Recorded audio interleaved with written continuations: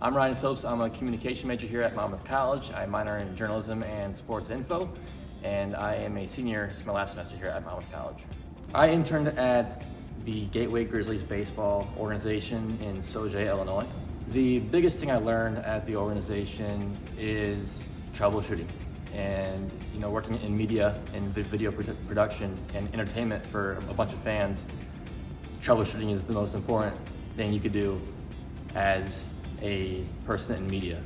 I got connected with the organization, obviously growing up, I went to a lot of Gateway Grizzlies baseball games, and so that sort of influenced me to work as an intern for the organization.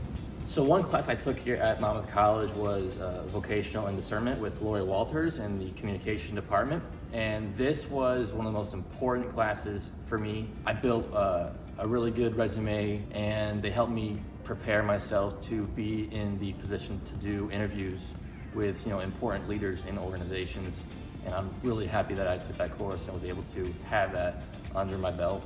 So being an intern for the Grizzlies has helped me with success, especially in media, because I was introduced to a lot of people who are very highly honored in that sort of area. All these guys who work in professional sports really helped me uplift that and get me interested in working with another professional team in the future.